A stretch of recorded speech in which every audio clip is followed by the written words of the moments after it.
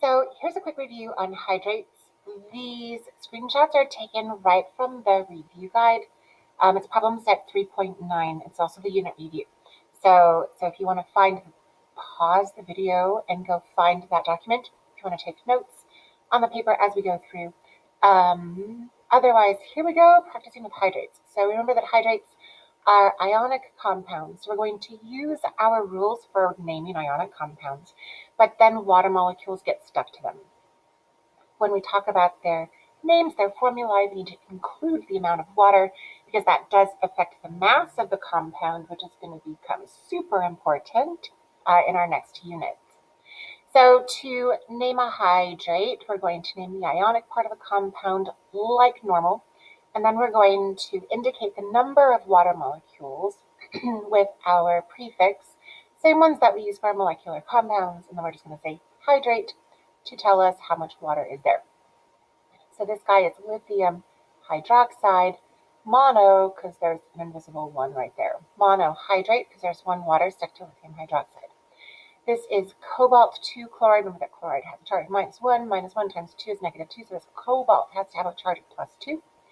Since it is a transition metal, we need to show that Roman numeral 2, cobalt 2 chloride.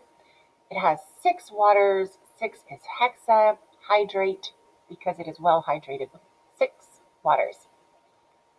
So let's look at these ones. So this is calcium and this is chlorine. So that ionic compound is going to be called calcium chloride. There are 8 waters, so we're going to call it octa for the 8, hydrate for the waters. FeSO4, this is sulfate, this is iron. Iron is a transition metal, so we need to add a Roman numeral to indicate its charge. Sulfate has a charge of -2, which means that this iron has to have a charge of +2, so this is going to be called iron 2. Sulfate. 6 is hexa. Water is hydrate. Oh, I lost the A. Sorry. Hold on. Not just hex, but hexa hydrate. 6 waters. Lithium hydroxide, 1 watt. It's totally the same as here. Lithium hydroxide monohydrate. Lithium hydroxide monohydrate. That one's the same as our example up there.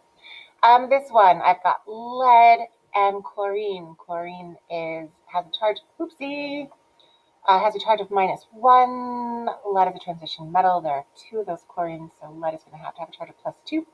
So I'm going to call this lead 2 chloride. And since it's stuck to 3 waters, it is trihydrate. This guy is chromate. Lithium is not a transition metal, so I don't need a Roman numeral, lithium chromate. And it's stuck to 5 waters. That is pentahydrate. 5 waters. This is sodium sulfate.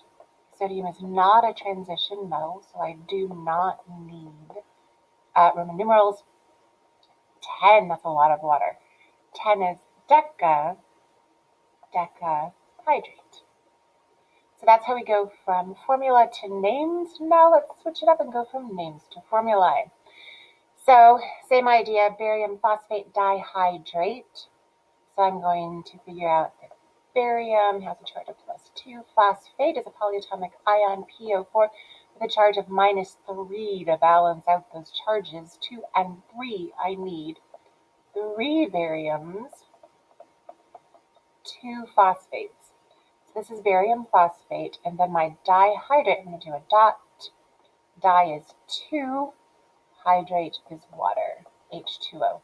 So barium phosphate, Ba3PO42, dot 2 H2Os for the dihydrate.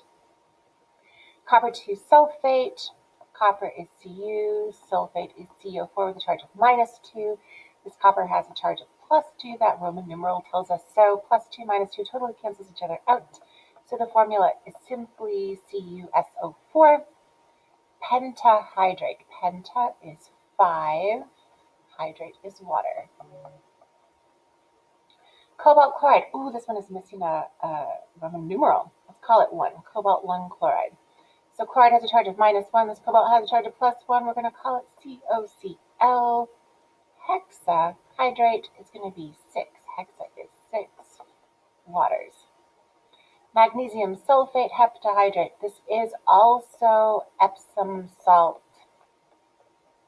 You can buy it at Kroger. It's a lovely bath salt, Epsom salt. Magnesium is Mg, has a charge of +2. Sulfate is SO4, it has a charge of -2. +2 -2 balances out. We have MgSO4.